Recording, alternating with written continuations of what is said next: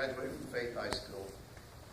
And I guess after high school, went over to Black Hill State, got a degree there, went up to Montana and taught for 16 years, and I lived in Montana for several more years, running a ranch. So. Can you all hear him? Mm-hmm. Okay. Oh, I can put some electricity in this. Yeah. Do you want me to start? Okay. Yeah. Playing the piano. I guess my grandpa on my mother's side, I remember him showing me a chord in my parents' basement. There was no piano downstairs there.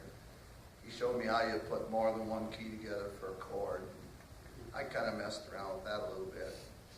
And I remember as a kid, if we're playing hide and seek with all the cousins and stuff, and if a radio started playing like Jerry Lee Lewis or something, I would say to heck with playing hide and seek, and I'd listen to it. I was interested in it. And so I piddled around the piano. Then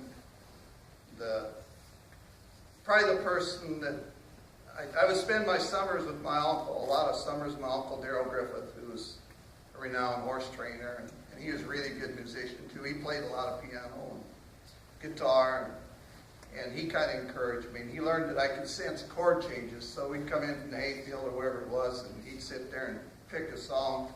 I would sit at the piano and try to chord behind him, and I could feel the changes coming, I guess.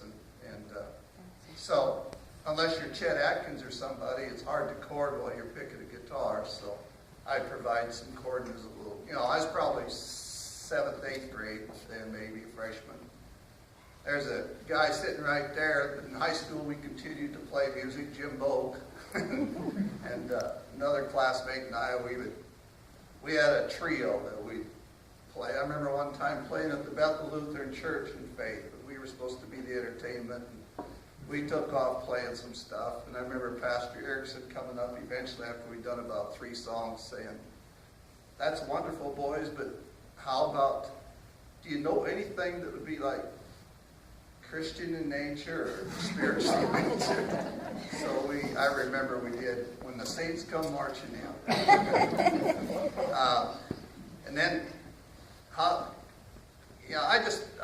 wasn't very good. But I learned some chords. I'm sure I didn't do a lot of things right at that age and stuff. But when I went to college at BH, I went back to school, and I was working at the Student Union nights. And you couldn't clock out till 5 o'clock in the morning, and I'd be done with my work sometimes at 3. And there was a piano up in the upper lounge, and I'd go up there and just sit and mess with it, and started teaching myself a little bit more. A couple people helped me along there. And then when I ended up going to Montana, I started playing in dance bands for a lot of years. And I was a school teacher, so I run into band teachers, people who understood music. I can't read a note. I'm self-taught. But they started correcting me and helping me with some things that I didn't know. I was cheating songs all the time, and through their help, I ended up not cheating songs as much as I did earlier. And they made me more complete. Anyway, I probably would not. His daughter's sitting here right now, Terry Kissick, and Uncle Darrell's. If it weren't for Uncle Darrell, I wouldn't play the piano. What instruments did they play? Who played? The fellows that played with you here. Oh, the high school kids, they play guitars. Guitars. Yeah. Rhythm or bass? What did you guys play? They're rhythm players.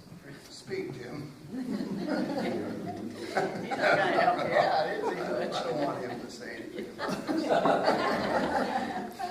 So did you guys have a name for your group? No, we did. We weren't very good. But we were interested in music, We'd make noise. I understand that. Yeah. I had a brother and sister, and they both took piano lessons. I didn't want any part of it. So